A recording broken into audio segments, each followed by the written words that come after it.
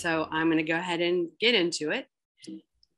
Okay, so before I start talking about the importance of knowing your audience, because that is the number one rule in marketing, know thy audience. You have to know thyself. So one thing that I like to encourage business owners to do is really think about their why and their I statements. If you can understand who you are, why you're doing what you're doing, and what is important to you, it will help you relate to your customers and clients. Because at the end of the day, nobody wants a hard sell. People buy from people. So when you're being your true self and you fully understand why you're doing what you're doing, that resonates with your customers and clients. So my why is that I wanted to help small businesses grow and succeed, specifically women-owned businesses, nonprofits, and impactful organizations. My I statements, when I really started digging in and thinking about this, these are what I came up with. I'm worthy of success, growth, and respect. I have a purpose, and I will grow while helping others grow. I am grateful to work for myself and not a corporation, earning a living doing something I love. I'm good at what I do, even on the days self-doubt sneaks in and clouds my vision. Raise your hand if you can identify with that. And I am making a difference.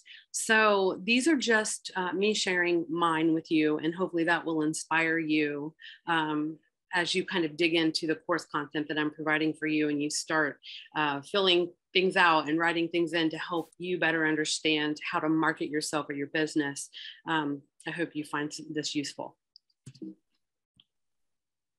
Okay, so one of the things that is most important is knowing who your ideal client is.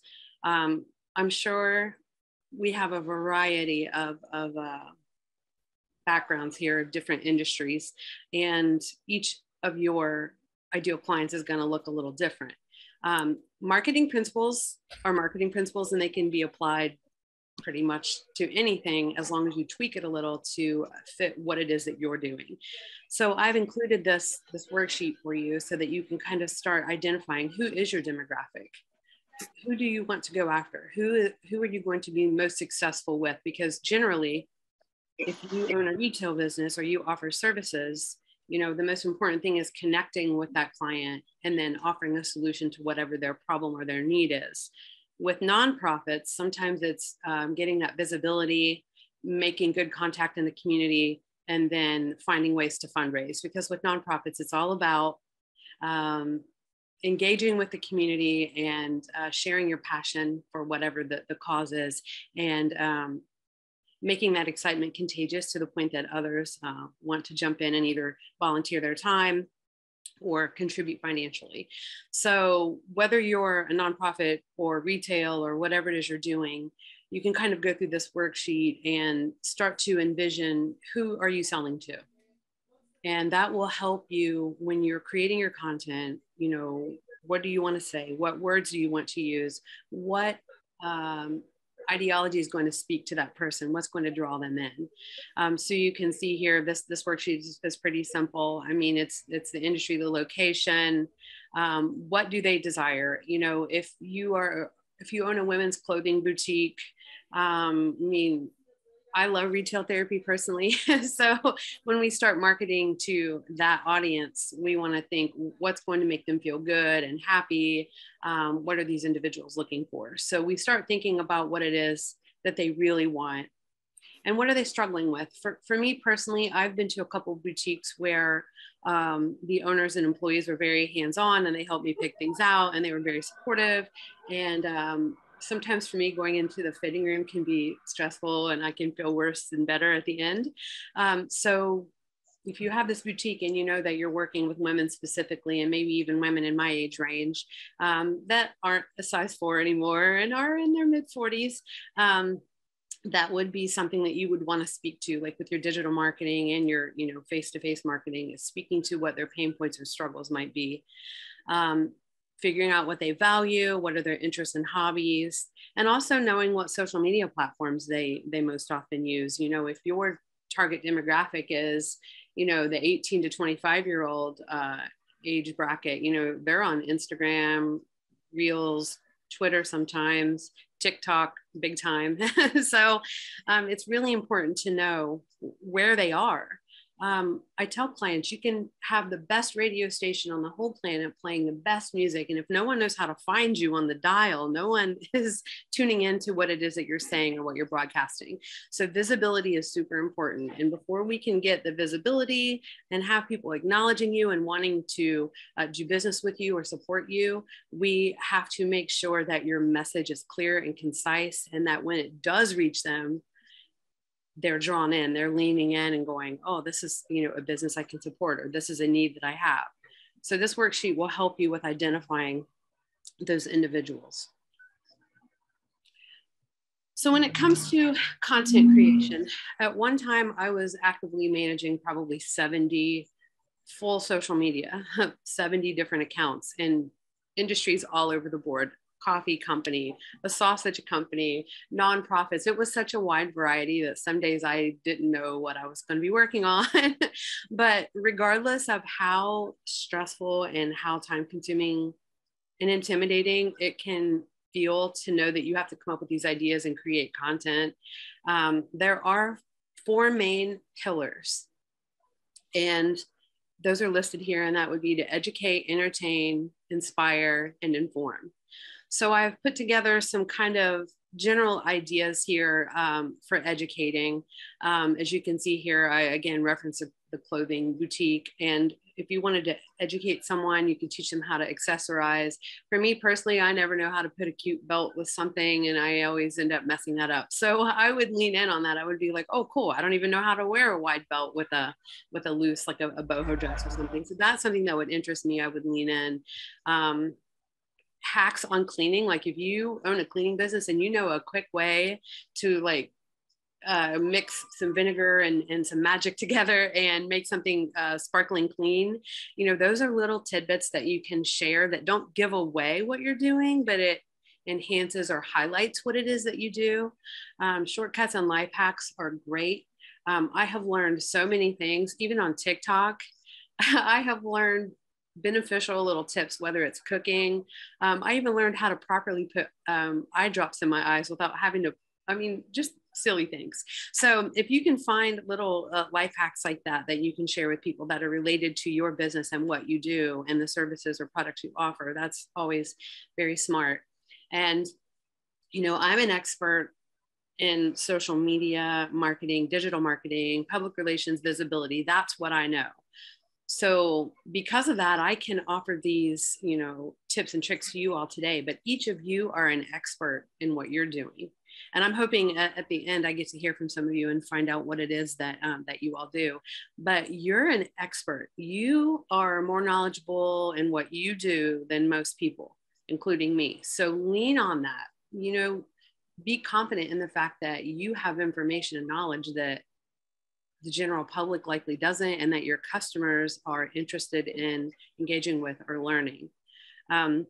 Demonstrating ways that your products and services are a solution is great. Testimonials kind of fall under educate and inspire, but if you've had a client who's used your services, or you've consulted for someone, or if you're a real estate agent and you had a young couple, maybe that you helped them buy their first home, those types of testimonials are super educational, because you being an expert such as real estate, and these clients are bragging on you and showing off the fact that you are helpful and you are knowledgeable and you help them accomplish something, that's a really great way to educate people. With entertainment, funny quotes are fun. I always suggest not doing anything that could be offensive or maybe taken the wrong way. I always run it through filters before I do anything humorous, because humor can be subjective. But fun national days are another way to entertain. And at the end of this presentation, I've provided a list of resources for you all. And the National Day calendar is one of those. Like every day is a national day for something. For all I know, today could be National Ice Cube Day, who knows? But there's always something that if you were like, I don't really have anything to say, there's nothing really going on, what can I do? It's usually pretty easy to do something fun and entertaining in a pinch if you don't have anything serious. that you could talk about, or anything specific, directly specific to your industry. Behind the scenes is great. And not even just behind the scenes of showing what you're doing and how you're accomplishing things. People love to see your growth and the faces behind the business, but funny behind the scenes things are always a hit, especially anything that's, dancing, singing, laughing, showing that there's camaraderie and that there's happiness. People love happiness. We are all hungry for joy. Even the Grinch is hungry for joy. So if you can show that joyfulness and that happiness and that positivity, people are drawn to that like a moth to the flame.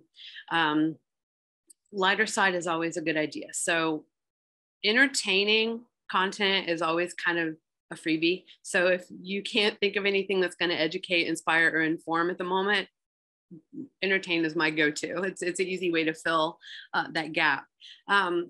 Inspire, again, client and customer testimonials.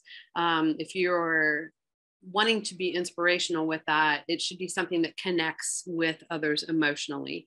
So if you're a nurse practitioner and you've helped someone, or maybe you help them reach a diagnosis, or you help them continue forward and get help with something, maybe the family is super grateful for that, or, the patient themselves, that's kind of an example of an inspiring testimonial, something that others can relate to and that speaks to them emotionally. Because at the end of the day, marketing is psychology and it is emotional connection. We've all just got to be really careful not to let that cross over into manipulation, because it can. And personally, I only focus on ethical marketing. I will never do anything manipulative, but it exists. And I know each of you have probably experienced that on a daily basis. Community involvement, if you are volunteering, if you are donating to things, some business owners will feel like it's tooting their own horn, and maybe it doesn't feel very humble, because that's not why you're doing that. What I often suggest is, instead of like a selfie at an event and you're like, hey, I'm here, I'm doing good in the community, I always like to show off the community. It's not my face, it's who I'm working with, who I'm walking alongside, who I'm trying to support. So I will try to highlight what it is that's going on in that moment, versus putting myself on a pedestal or seeming like I'm bragging on being a conscientious do-gooder. So that's an idea if you want to show off your involvement without feeling that way. Sharing your journey and experiences as a business owner is super important, because as a business owner who started with Wi-Fi, a MacBook I really couldn't afford at the time, and 2 clients, there were some struggles. And there were times that I didn't have enough income to even cover my electric bill and car payment in those early months. So, I had to lean on savings and have a lot of faith in the future, and also believe that I could make it happen. So never be ashamed to share those struggles, because you're going to resonate with someone. Maybe there's someone out there who is thinking about starting their business and they're a little scared. That could be the thing that encourages them to leap. That person may reach out to you to serve as a mentor for them. Share the lowlights, not just the highlights. Everything can't just be a highlight reel. And sadly, that's what social media tends to be, is seeing everyone's high points. So I do think it's important to show the low points sometimes. You'll never know who you're inspiring. We get stronger as we fight through our journeys and climb that mountain. So if you're at the top and you're doing well with your business and you're enjoying that beautiful view, reach down and help that person who's on that climb that you used to be on, and help pull them up a little. Motivational quotes are always awesome. I'm a sucker for those. I love a good motivational quote. I probably have 1,000 screenshots on my phone of things I've seen and and then I never go back and look at it. But motivational quotes are great. And sometimes those will encourage engagement, especially if the caption is something like, who can identify, or, does anyone else feel this way? Those are really good ways also to connect. And lastly, informing. This is where you do a little bit of the selling your services and products, but also we want to file the edges off so it doesn't feel sharp and pokey. Like, no one wants buy $99 today only. No one wants a steady diet of that, me included. So when you're talking about new products and services, offerings, things like that, try to lean on the way those help others versus how they benefit you. I mean, we all know as business owners that the more services we sell, the more products we sell, the more offerings we have, the more money we make. But I'm willing to bet that most of us aren't doing what we do specifically for that reason. I know I have a heart for helping others. So I try to let that come through, even if I'm like, I do this, basically what I'm doing right now, I call it Borrow My Brain, which is where I consult one-on-one and try to help businesses and nonprofits. You know, it's always about them. It's a lot of listening. It's a lot of taking in what their needs are, what their pain points are, and then showing them how I can be a solution versus telling them, hey, I have college tuition due next month. Could you please pay me this money? Which is true. But, you know, when I'm informing them, I want it always to feel like it's about them, because it really is. It's really about our customers and clients at the end of the day.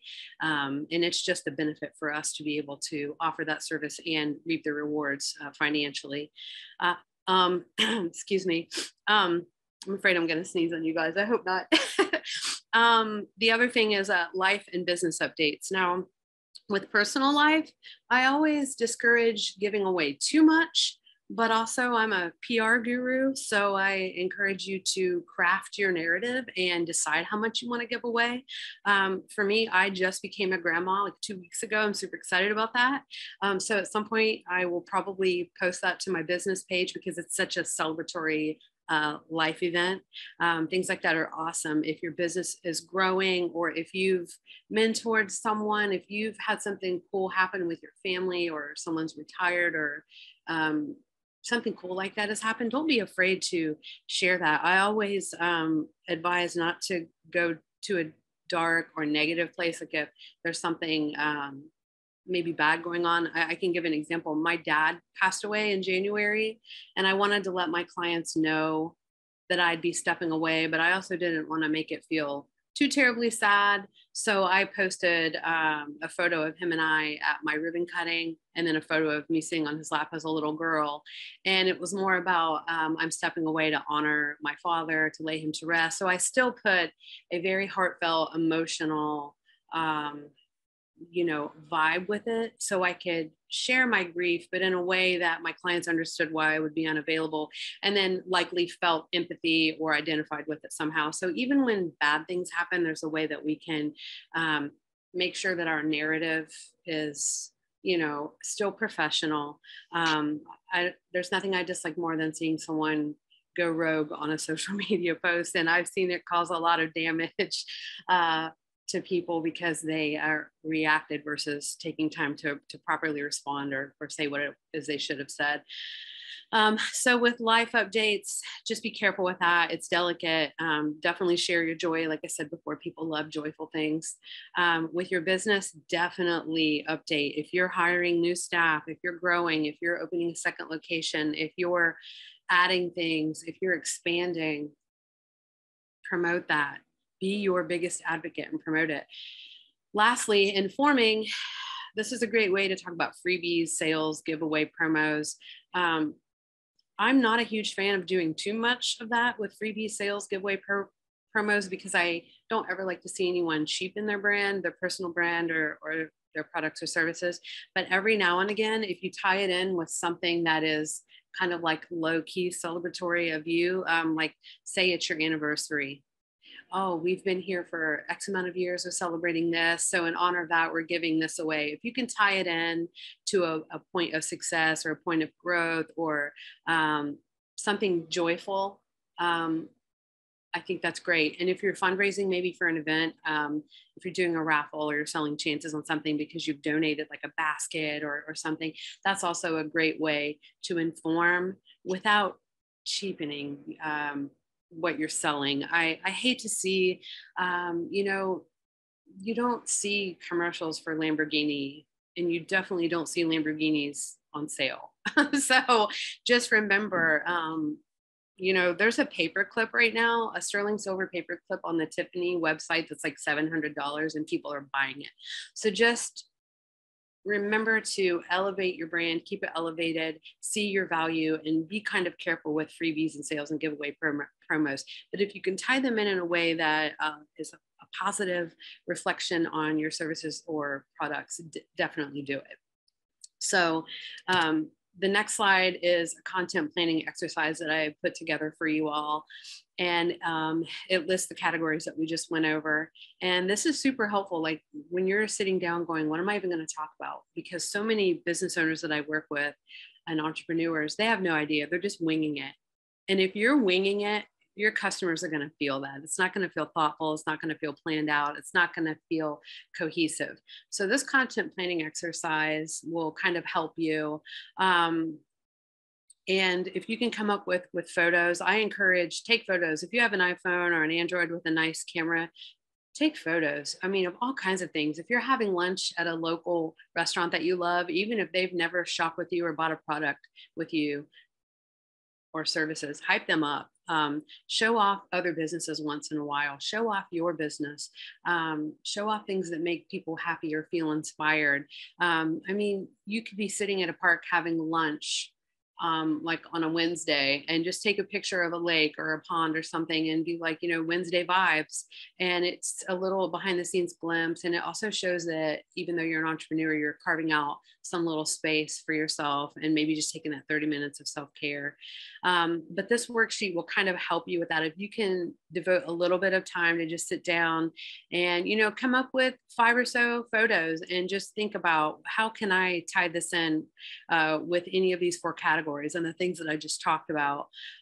This will help you plan. And if you have content planned, created, and scheduled, you will feel so relieved, and you can just have that stuff set on auto, and you set it and forget it until it's your batch day, which we'll talk about, which is setting a day aside to deal with that.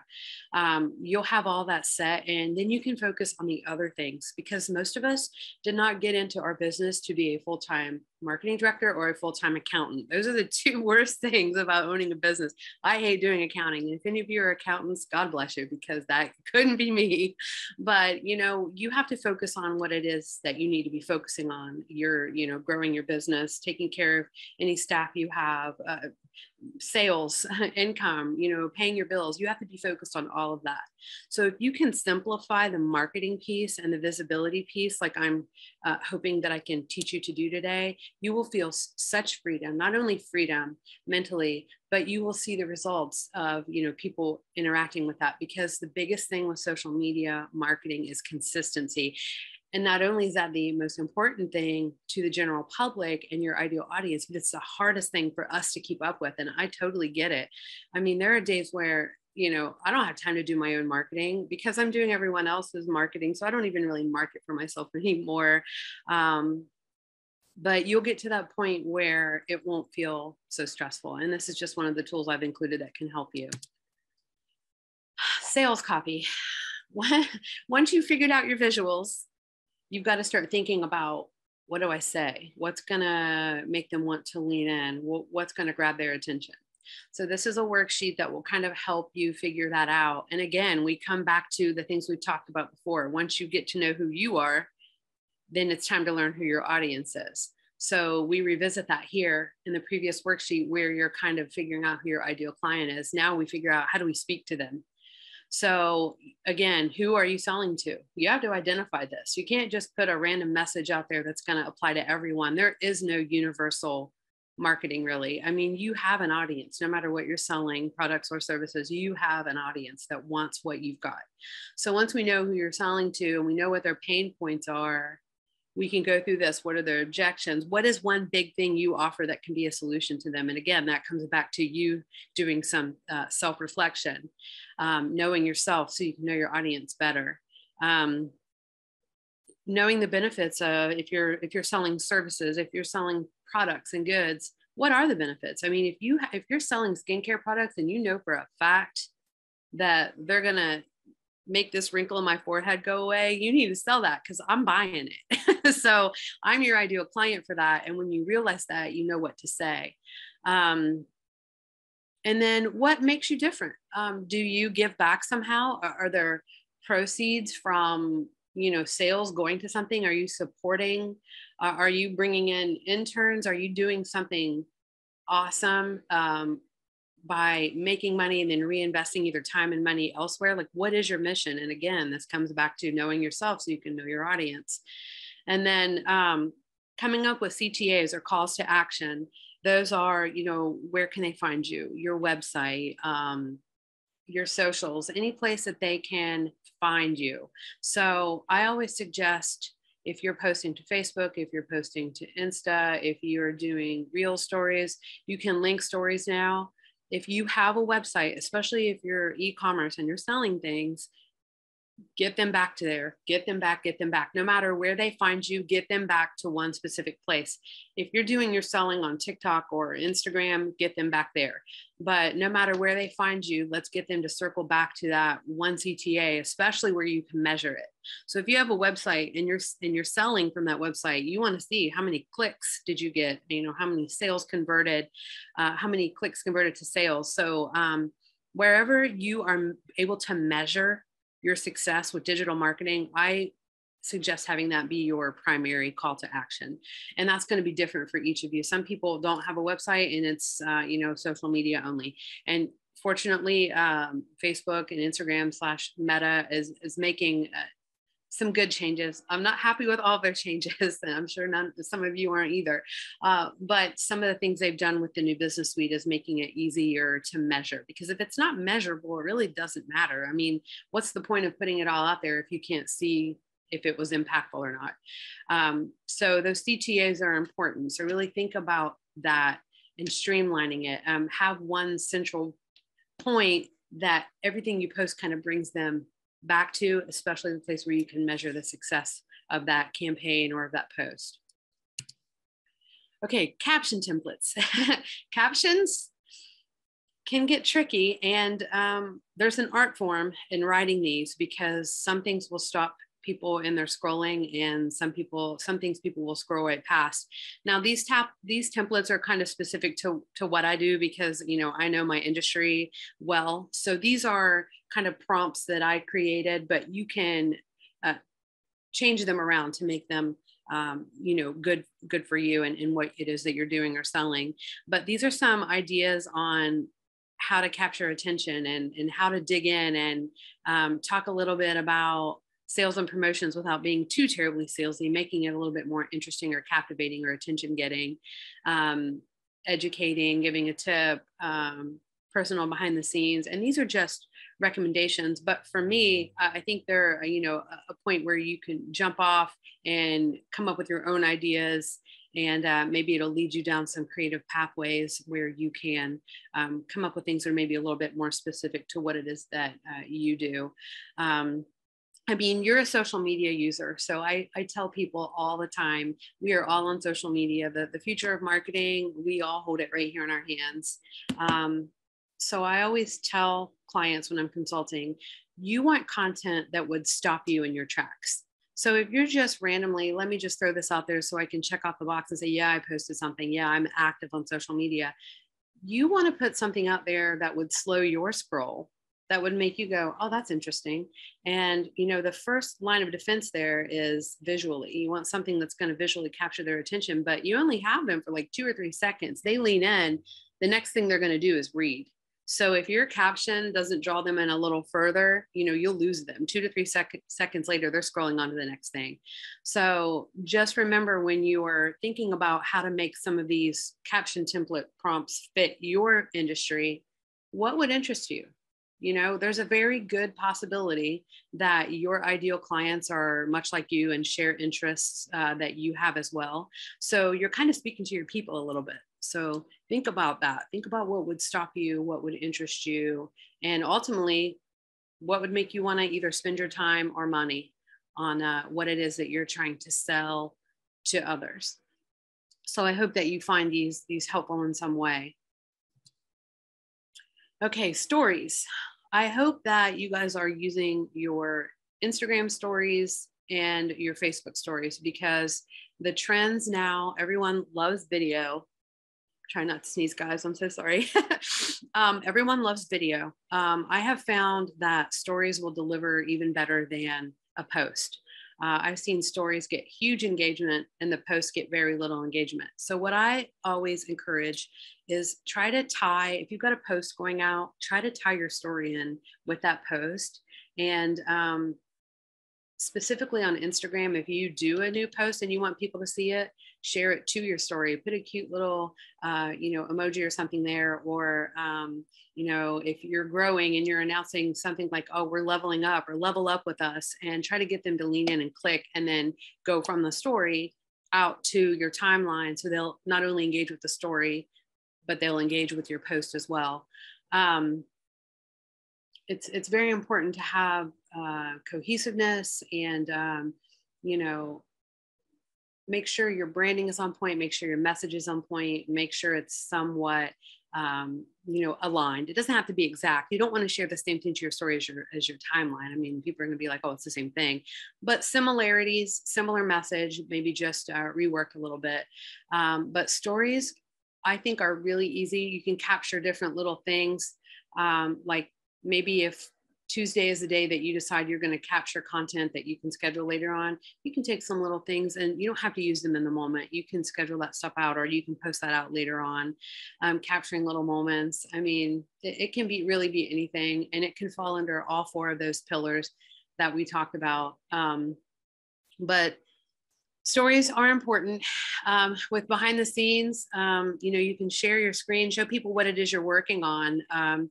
People see the front facing version of you. They don't really know, maybe on a specific day you're buried in invoicing or whatever. You're doing something that serves your clients, but they don't even realize it's something that you're doing that serves them or makes your workflow more efficient and effective. Show those things off, like, oh, today I'm doing research, be back soon, hopefully. I mean, you can make it kind of funny if you're feeling stressy, or if it's a pain point for you, make it humorous. Someone else is going to identify with that. Talk to them about, your processes. And, this says onboarding because that's what I do, but whatever your process is with, having a client, if you own a storefront, what's the client experience like? If you have a happy customer with a cool story, I mean, how many of you have, retail spaces and you meet people from all over and they have like these cool stories? There's a business owner that I'm friends with out in Marfa, Texas, and she has this really cool boutique. And when people come in that have cool stories, she'll film them telling their story, like how they're making an impact in the world. Like she recently did one that was a school teacher, and he was talking about just protecting his students in this world's climate and, how he feels about that. There was a couple that came in that were shopping with her, and they talked about on the weekends, sometimes they would go out and do cleanup, and they had kind of like environmental a focus, but she showcases that versus just it being on her, like, come buy this $200 sweater. She's talking about, her experience with the customer and sharing that experience, because the general public's not going to have those interactions that you do if you have a front facing brick and mortar and you're interacting with people and learning their stories, because there's nothing better than learning about someone's story. And at the end of the day, marketing is just storytelling. So if you can do a little storytelling on your behind the scenes, also showing off, sneak peek, your to-do list, what you're working on throughout the week, how you're taking time for yourself, self-care. Unfortunately, for those of us that are business owners, by the time we think we're doing self-care, it's more like aftercare, because we burned ourselves out to the point that we're like, okay, I don't just need a break. I have to take a break or I'm going to fall over from exhaustion. So maybe actual self-care where you're like, okay, I have X, Y, and Z that I need to get done. But despite that, I'm going to take this hour for myself, showing others that it's okay to care for self and invest in yourself like that, especially as a busy business owner. Screenshots are good. Analytics. Well, this is more for when I'm consulting with clients that are in my industry of social media, but you could show, like, if you've had a post that's gone viral, show the analytics and say, you guys really love this. We'll do more of this. It's encouraging to see that you were so interested in what we were doing, and this post kind of blew up. So you can also apply that to yourself. So many trainings for me, these things that I'm referencing are things like I would do or I would do in my industry. Like, here are 3 ways to grow your business, 5 ways to improve your Instagram following today. Those are ways that I would offer stories as a training if you all were, looking at my social media feed, because everyone here is my target audience. And then some more tips there, just, fun, engaging people with things that are interesting. Again, I come back to sharing that joy. Um, I've included a stories worksheet here for you guys so you can jot down some ideas and think about with your own business, like, how does that apply? What are some things that could fall into these categories, services, tips, and mini trainings?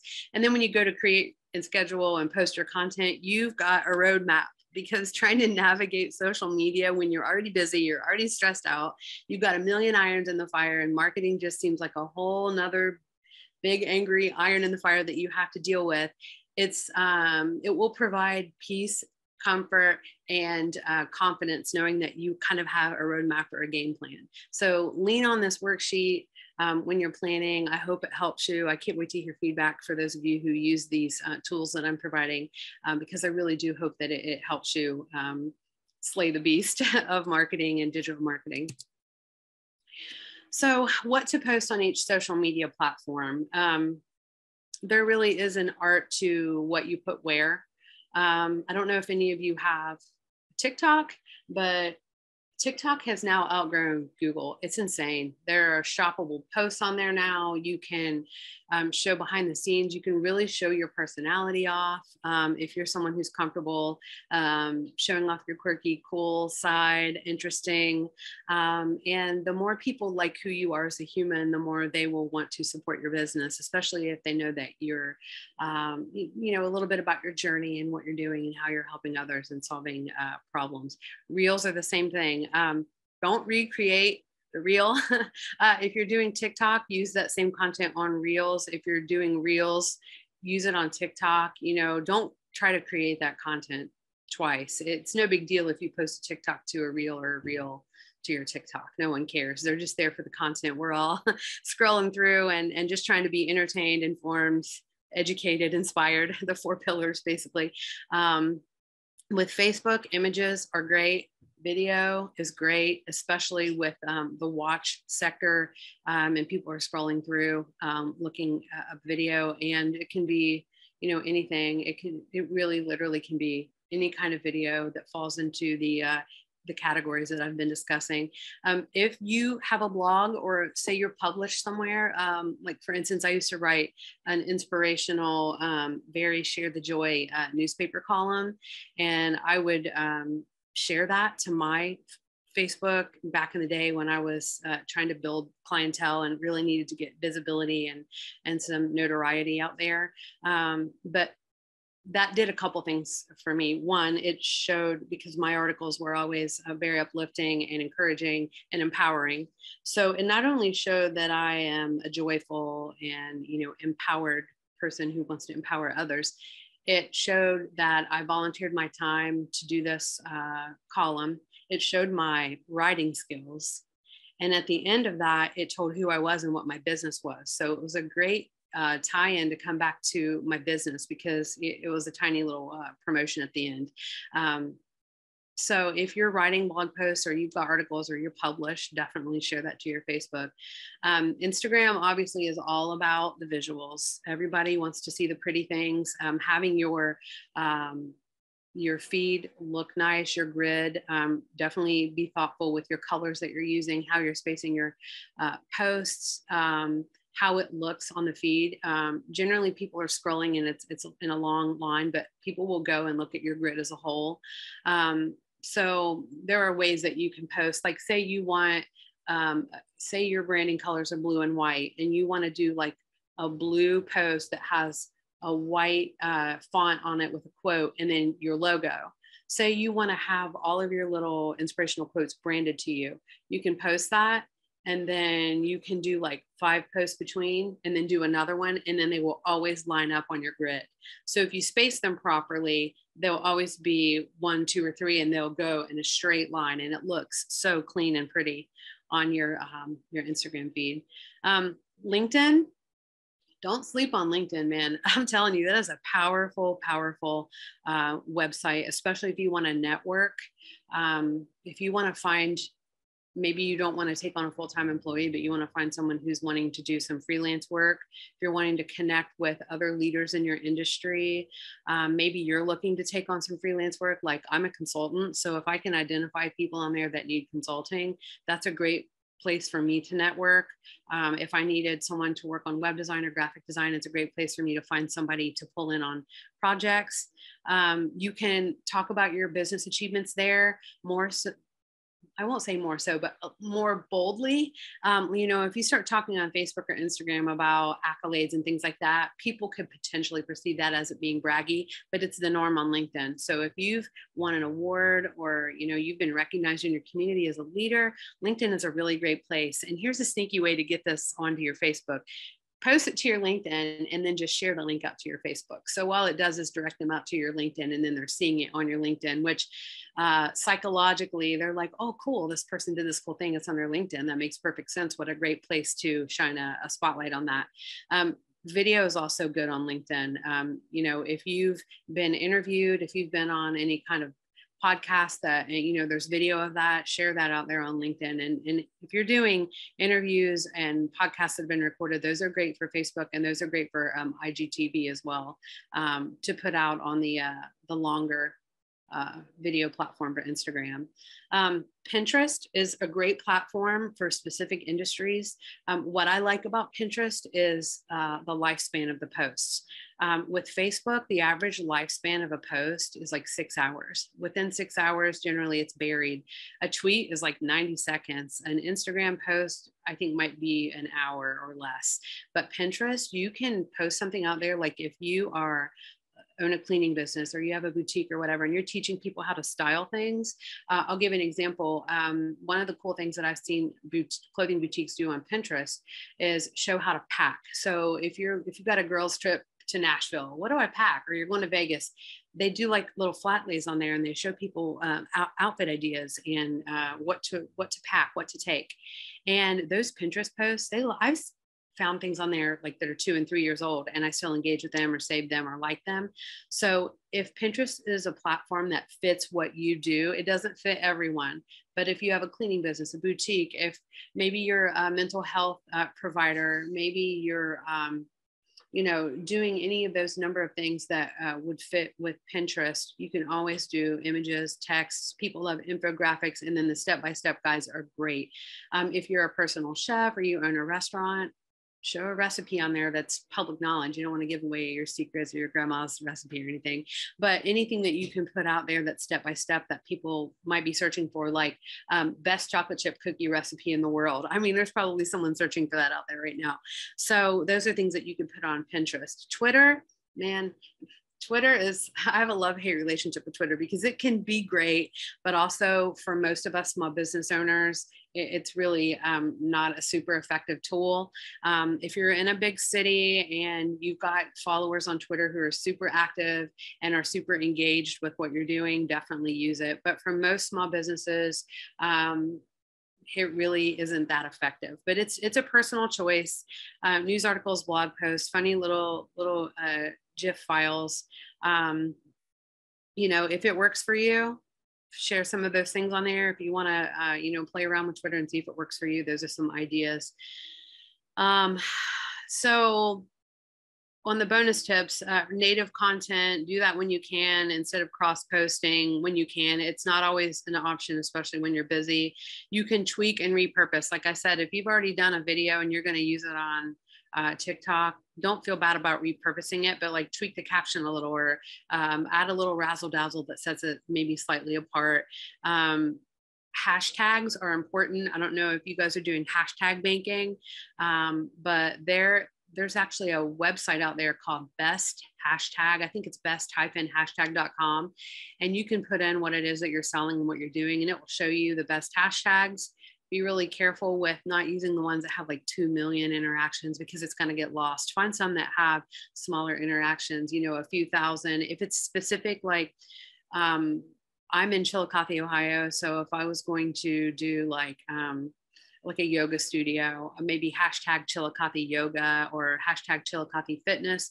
That's going to be a smaller audience versus like Ohio yoga or Ohio fitness. It's not a bad idea to include those sometimes, but when you're looking at hashtags, don't always go for the huge ones. I mean, sometimes they're clever and quirky and they fit what it is you're saying, but make sure that you're finding some smaller hashtags and some local hashtags that are specific to your area. And call to action type things, don't be shy about that. Definitely drive people out to where you can measure it, where you can see if they're buying or they're utilizing your services. And mentions, if you can mention people or if you're collaborating with people, always try to find ways to shine a light on others, because when you shine a light on others, you're not only doing a great service to them, you're also, I mean, you look golden. I know that's not the reason to do it, but it does reflect well on you when you are, hyping others up instead of always just wanting to be hyped up yourself.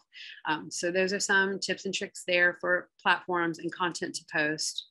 Best engagement practices. This is a little guideline on, what you can do to up engagement. Everybody always wants the magic spell for getting more followers and getting more engagement. If I had it, I could have already sold that magic recipe and retired and I wouldn't be here right now. So social media is always changing the algorithms. It's always changing how things work. For instance, right now in your stories, it may not deliver immediately on Instagram. And then 3 or 4 days later, the Instagram will pop it to the top of the feed, and then people will be seeing your content 3 or 4 days after you posted it. And like for 3 or 4 days, you're sitting there going, man, this is great. Why didn't anyone like this? And then you're like questioning yourself. So the algorithms are weird. They're a dragon. It's a dragon that none of us are ever going to be able to slay. So all we can do is just do the best we can. I always encourage being somewhat active, especially with Instagram. It does help your algorithm. If you can spend a few minutes engaging on your feed, I always like to do it before I do a post. So maybe go on, like some posts, write some comments, like things that you'd want to hear on your post, like, hey, this is great, or congratulations, or good luck to you, or what a wonderful service. Just do some engagement. I normally try to block off a little time, 10 or 15 minutes, and I engage. And then, put a handful of words, more than 4 words in your comment, put a couple of, emojis, whatever, and then do your post. And then by that point, the algorithm knows that you're active, you've been engaging, you've posted, engage a little bit more. And then that will generally, I can't make any promises because social media is psychotic and impossible to completely solve the puzzle of that. But if you do this type of engagement, it will benefit you. Engage with stories, slide up. I am famous for doing like a little fire. Like if someone's accomplished something, I'll be like a little fire emoji or the clapping emoji or like, woohoo. Always trying to encourage. With your hashtags, try to find those, sorry, I didn't mean to skip ahead. Try to find those niche down hashtags that are specific to your business and relate to your ideal client. And this is very important. Find that connection point. Like it says here, comb through their posts, find something you have in common or can connect with. Maybe they live somewhere you visited, or you have the same dog, or maybe your daughters share the same name, or you drive the same color car. There are always little things that we can connect with people on. So in terms of engaging, you have to give to get. You can't just post something and it's going to be this wonderful, amazing post because you haven't interacted with anyone, you haven't hyped anybody up, but they're not going to just show up and hype you up. There's a lot of reciprocity there, and literally you can spend 10 minutes on it. It's really not a super time consuming thing. It's just a matter of tying this in with your little bits of time that you're going to set aside to do your social media management practices. Okay, batching. I don't know if any of you do time blocking or time boxing. I have to set time for myself to do certain things. There are certain days of the week that I won't do in-person meetings, or I won't set calls, because if I'm just, setting calls and doing all these things, it's pulling me away from the other work that I have to do. So I suggest trying to batch. And this is easier said than done. And believe me, I know some of you are thinking, yeah, when am I even going to find time to batch? If you can find the time to batch your work, it will give you more time. Like if you do what you have to do now, which is this, you can do what you want to do later, which is be free from the burden of thinking, oh man, I haven't posted. I don't know what I'm going to do. I have to do my invoicing today. I should have done it yesterday. This really does help eliminate procrastination, which I'm famous for. I'm not above it. I do it all the time. I created these slides yesterday, so I'm telling myself. But if you can go through the worksheets, that I've provided, and you're doing this process, then it's not going to be hard for you to write up multiple posts. Maybe try it just to do a week of your content. Try to plan a week, start small. And, if Sundays are going to be your day to be completely unplugged, make that your day to be unplugged.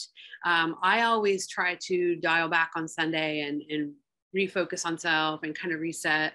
Mondays are always like what I call my CEO day. So if I need to do things that are important for me running the business, whether invoicing is important, we have to be able to pay our bills and for our business expenses. So for me, Monday is like CEO day. I don't schedule calls. I don't do meetings that day. I really don't work on project work if I can avoid it. And this is just what works for me. It's, it's different for everyone. So in the past, I have set like Tuesdays and Thursdays as my face-to-face interaction day, whether it's calls, Zooms, in-person meetings, on the road.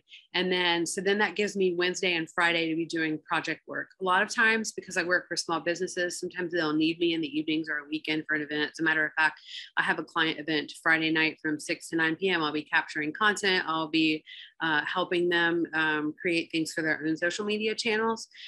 So on occasion, I will have to do things after hours, but then, Saturday, I try to keep those as clear as possible. But for some of you, Saturday might be your content planning day. I mean, if Monday through Friday is just completely crazy for you, Saturday, maybe make a coffee, have your tea, get up and say, okay, from 9 to 11, I am going to be time blocked off, and this is what I'm going to do. I'm going to plan this, and you have it set, and then you've got your Sunday off. And then by the time you get in the office Monday, your marketing is set. You can focus on your CEO, your administrative tasks. So, there's not a one size fits all with this, but I think everyone can find something that works for them. Email is hard. Like I'm getting pinged all the time, and I really do try to do, checking my email in batches, because if I'm being pulled off project work every 5 minutes to check an email, most of the time it's not urgent. I mean, honestly, I can count on one hand that I've had marketing emergencies to deal with. There was one instance where a disgruntled employee who had access to socials, they had administrative rights. I don't encourage that. I encourage giving editor rights to anyone unless they're you or someone that you trust not to completely destroy your social media or delete your accounts. But I had one individual who had given these admin rights, and they had a disgruntled employee, and the employee was in the wrong, and they did some really damaging stuff. And I was in a meeting, and I actually cut that meeting short so I could go help that client because it was pretty disastrous. But I think that's one time in my 6 years of doing this full time that I've had to disrupt what I was doing and deal with something immediately. So hopefully these tips will help you. Hopefully this map for your batch days will help you do what works for you. These are just suggestions, things that work for me. I hope you find your groove with it. So I'm at the end of the slideshow. I wanted to talk a little bit about these resources. I'm sure many of you know about Canva. It's pretty popular. It's pretty user-friendly. These are all things that are user-friendly. They don't require you to have a graphic design degree or, to use Photoshop and all of that. GoDaddy.com, it's actually called GoDaddy Studio. It used to be an app called Over, and GoDaddy bought them out for a ton of money. So good for that person who started this app because they probably retired. But Over originally, which is now GoDaddy Studio, was the first app. It came out, I think it predates Canva, don't quote me on that, but it's the first app that I started being able to do social media graphics on. I still use it. I created this graphic to the right, the bar of my brain. I created that in GoDaddy Studio. And you can do your layers and everything just like with Canva, and you've got access to video content and stock images that you don't have to pay for. It's included. And they have a free version, they have a professional version, and then they have like like a Teams type version where you can have up to 50 contributors that can access all of your designs, and you can work together on things. Adobe.com, Adobe Express, that's an app that's pretty easy to use. The Noun Project is something that I lean on once in a while. It's completely free, and it's icons. So if you need to create a simple graphic, or you need like an icon, like I had a client that wanted the pyramid with the eye in the middle, kind of like the Illuminati symbol. And I was like, where am I going to find that? I went to the Noun Project and they had a ton of different options on there. So if it's like an icon, you can even build simple logos using the things that are on the nounproject.com, and it's free. FontJoy and Font Ninja, those are websites, and they help you understand because there is an art to placing fonts. As you'll see over here under Borrow, that's a straight font, and then My Brain is like kind of a handwritten font. You always want to be careful when you're mixing and matching fonts. So fontjoy.com will teach you that. Font Ninja will let you pair fonts together and kind of see what works. Copy.ai is a godsend for me. You can go on there and tell it what it is you're trying to sell. So, if you're an esthetician and you're trying to sell, Botox injections or things that will help people feel better about themselves and they want to improve their appearance. Obviously, you've got to be kind of delicate with the wording of that. So Copy AI, when you put that in, will most likely bring back things that will give you words like rejuvenate, renewal, refresh, things that people will identify with from a marketing standpoint and have an emotional connection to. You wouldn't want to just be like, Botox injections, $12 per unit. That's very salesy. Copy AI will help you. I used it recently. A client of mine has a venue that they're wanting to increase corporate events there and venue rentals. So I put in keywords, what it was, and what it gave me through artificial intelligence wasn't exactly what I needed, but I would say it was 40 to 60% of what I needed. And then I would take that and pull out what I could use and then build around it. Hootsuite is a place where you can schedule and plan content. And I'm sure many of you are familiar with that one. It's been around forever. Socialmediaexaminer.com is where I go to keep up with trends in the social media world. They have a World Expo every year. I've been a virtual attendee every year, and I think maybe in 2023 I'm going to go attend the one in San Diego. It's huge, but it's the largest social media expo in the world. They have their kickoff party on like a naval aircraft carrier. It's supposed to be pretty cool. But if you go there to their website, you can sign up for their newsletters. They're active on social media. And even the other day, there were some leaked documents about some changes that were coming to Facebook. And they announced it before Facebook even announced it. So those of us who are concerned with how Facebook and social media is delivering could have kind of a heads up. Werbleapp.com. Werble is a really cool app. You can take a photo, just a still photo, and you can add animation to it and save it. And if you're wanting to do video content, but you don't really have anything to video at that moment, you can actually take a still image and you could take a picture, you can add like falling rain to it. And it's a free app. And then you can buy like little, packs of different themed things. Like I have the Christmas pack and like holiday pack and retail pack and anything like that if I'm creating content for a client. So Werbl is an app I definitely recommend. Answerthepublic.com. I don't know if you know about this, but if you go out to this website, you can see what people are curious about, what they're searching for in terms of what it is that you offer. And it helps you write your content and it helps you market your things because you see what the public is searching for in terms of what you offer. It's like a really cool little sneak peek into what people are searching for. So it will help you. It's a tool. Snapseed is a free app that I use to edit photos. Lensa is not a free app, but and it's great. It's like $29 a year. And anytime I go out and take photos of like a business owner, or I'm helping them create their content, I'll run it through Lensa, which kind of adjusts the lighting and it really looks like a professionally shot photo. So $30 a year, you've got this really awesome app versus having to pay hundreds of thousands of dollars every time you need kind of a publicity type photo. I lean on Lensa a lot. I use it all the time. Magisto is really cool. There is a free version of that. And I think the cheapest monthly version might be around $10 or $14 a month, but you can create really cool videos like cinematic 16:9 ratio. And it can take photos and turn that into a slideshow. You can add all kinds of cool elements there. So Magisto is a cool app. Pexels, I don't know if you've used that or not, but there's an app and it's web-based and it's absolutely free. And you can go out there and get stock photos, stock video, instead of paying like Shutterstock or Dreamstime or any of those where they try to rope you into paying for a subscription that you forget to use and then they get your money. Unsplash.com is another place where you can get free stock photos. Sometimes you'll see some of the same things on Unsplash and Pexels, but a lot of times there's different things there. Like for instance, one time I was marketing, it was going Halloween season into Christmas, and I had a beard care company that I was working with at the time, and they wanted something that conveyed, yes, it's October, we're coming into beard season, but Christmas stuff is coming. I found like a pumpkin shaped candy bowl thing with a Santa hand reaching in. And I'm like, how perfect is this? It cost me $0 to get that. And I don't know how much they made off of that campaign, but I was able to find that. And, anytime I can do a free resource that I don't have to charge a client for, that's great for both of us.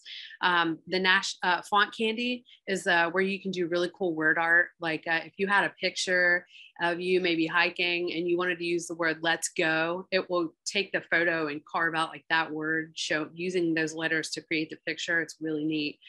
So Font Candy is a neat app. NationalDayCalendar.com will show you what day it is, or when you're looking ahead to plan your content. You can also search for, like, if you're in the healthcare field, like, obviously Nurses Week, healthcare heroes, those types of things. You can market to those when those are ongoing or it's appropriate at that time. Loomly and Later.com are more scheduling apps where you can get out there and, schedule your content. And honestly, the Meta Business Suite can be your best friend as well. They're trying to make changes to it so you can get out there and schedule, you can create things.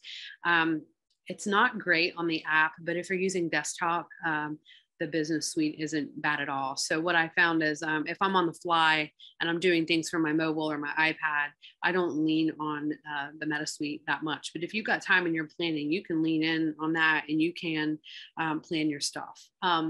One quick tip I wanted to mention that's not in the slide: when you're doing your Instagram posts, if you are also setting that to go to your Facebook when it posts to Instagram, I don't know if you've ever noticed, but someone will do that and then all the hashtags are in the Facebook post. So either you leave them and it looks janky, or you have to individually go back in and edit that post.